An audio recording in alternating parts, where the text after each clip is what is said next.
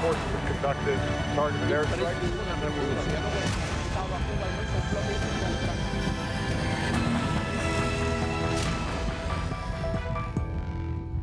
State Department will be reviewing it, and as soon as I get a recommendation, I'll be in a position to act on it.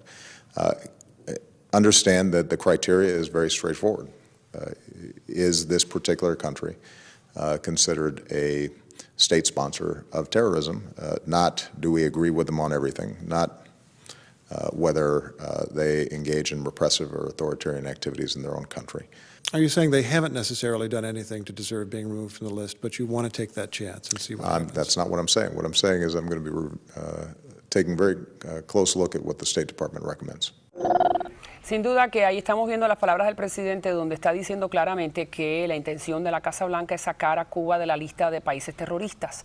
Sabemos que para Cuba es sumamente importante porque eso le abre entonces un panorama económico, un panorama político donde le permite sobre todo poder obtener créditos a nivel internacional, donde le permite poder estar dentro del juego del juego internacional cuando se trata de finanzas, más allá de que no quiere estar en una lista donde está Corea del Norte, Irán, Sudán y Cuba.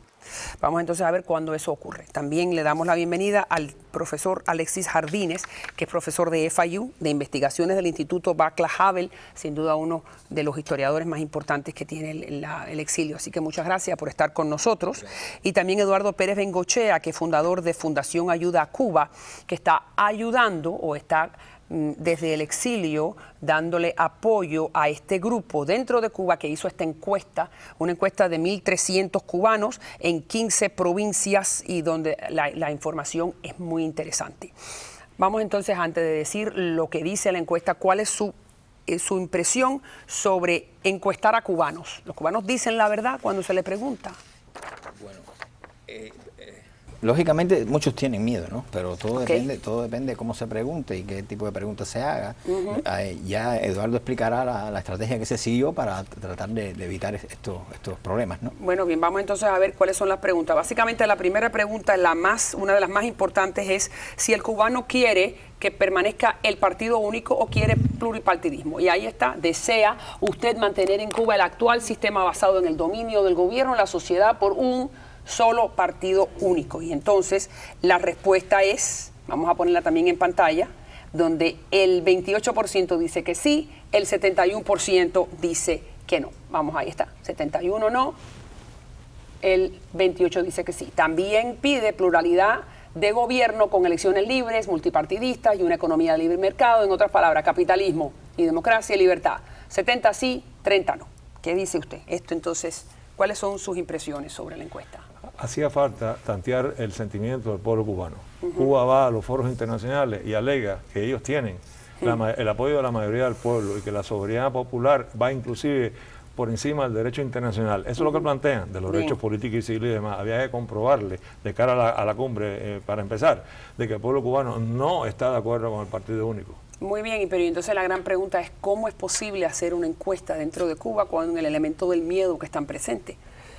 Bueno, se hizo en primer lugar porque no se utilizaron, que lo podía explicar Eduardo, no se utilizaron disidentes, opositores. Bien, sino gente de a pie. Sí, ¿no? El cubano de a pie. Básicamente se utilizaron bibliotecarios independientes, ¿no? Sí. Y entonces, bueno, eso fue fundamental porque tú no puedes llegarle si eres disidente, decir que eres de los grupos de los derechos humanos, obviamente te viran la espalda inmediatamente la gente.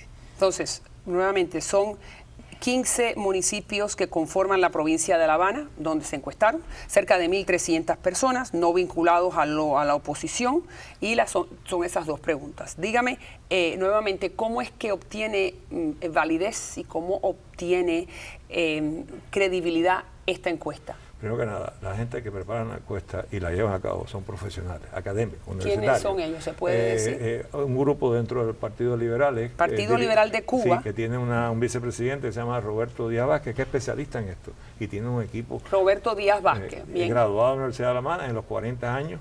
Ellos tienen experiencia en eso, inclusive lo hacían antes, a favor del gobierno. Es decir, son encuestadores profesionales. Tan profesionales como tú lo puedes conseguir dentro de Cuba. Al mismo tiempo ellos han viajado y han recibido entrenamiento en otros lugares. Recientemente fueron a Suecia, fue invitado por el Partido Liberal, y demás. Y entonces también en el exilio, nosotros, por ejemplo, cuando pasó por FIU, Adam Michnik, el famoso intelectual polaco, nos dijo cómo había que encuestar al pueblo, porque ellos ya habían tenido la experiencia en Polonia, así que fuimos aprendiendo poco a poco.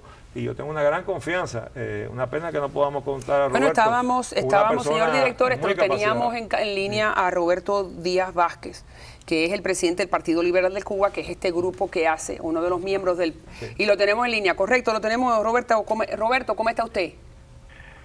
¿Cómo está, María Elvira? Gusto en saludarlo. Y un saludo para los hermanos que ahí se encuentran. Ahí está. Estábamos hablando sobre el hecho de hacer una encuesta en Cuba. Es una labor difícil, pero ustedes lo lograron, y entonces la gran pregunta es ¿cómo se le puede dar validez y que esta encuesta sea fidedigna ante la comunidad internacional? Bueno, la validez se obtiene precisamente porque encuestas anteriores realizadas por expertos internacionales dentro de Cuba, usted sabe, con el régimen totalitario de La Habana no es posible realizarlas si no se tienen o se toman ciertas medidas, como son el precisamente abordar temas o problemáticas que son de dominio amplio y que no las aborden personas que obviamente se identifican con los espacios de oposición, porque si esto sucede, entonces las personas no van a responder de manera fluida o de manera abierta y espontánea ante la pregunta que se les formula. Pero fíjese, el partido único, para hacerlo un poquito más puntual, el partido único, la gran mayoría del cubano, creo que el 70% del cubano nació después de la revolución, así que lo único que ha conocido es un solo partido. ¿No es así? Y eso de pluralidad de gobierno con elecciones libres y una economía de libre mercado. ¿Cuánto sabe el cubano de a pie qué es lo que significan estas palabras? Muy bien. Bueno, el cubano de a pie, según lo que nosotros hemos podido apreciar mediante no solo esta consulta popular, sino también otros estudios que han realizado diferentes organismos dentro de la sociedad cívica cubana, tiene un conocimiento no de una sociedad libre, pero sí de lo que una sociedad libre puede representar en un futuro para Cuba. También tenemos los ejemplos notorios de algunas instituciones que desde el exterior le han dado apoyo y le han dado validez a algunos proyectos que dentro de Cuba se ocupan de este tipo de actividad, como es el caso de Veritas, y también en un periodo reciente algunas instituciones, algunos organismos internacionales que nos han servido de guía, como ha sido el Instituto Republicano Internacional y demás, que han realizado encuestas muy profundas y muchas felicidades, ¿no? Fantástico. Ahora la pregunta, antes que se me acabe el tiempo, a Eduardo, ¿van a presentar ustedes esta documentación en la Cumbre de Panamá? ¿Cómo es que se va a saber esto para el resto de la comunidad? Ese planteamiento tiene fecha de abril 2. Ya llegó a los presidentes que le toman atención o no. Y entonces hoy hicieron una conferencia de prensa, el Partido Liberal, por la mañana, donde dieron a conocer las encuestas y a conocer la carta que tiene fecha de abril 2, pidiendo que se tenga en cuenta que el pueblo cubano no quiere el unipartidismo y quiere el pluralismo político. Es que el pueblo cubano no es excepción, es como el resto de la América Latina, ¿no? Esa excepcionalidad cubana no existe. Pertenecemos al resto, como al resto de los hermanos latinoamericanos. Muchísimas gracias. Sí. Me tengo que ir porque se me acabó el tiempo, pero más que invitado siempre para la próxima vez. Ya regreso con más.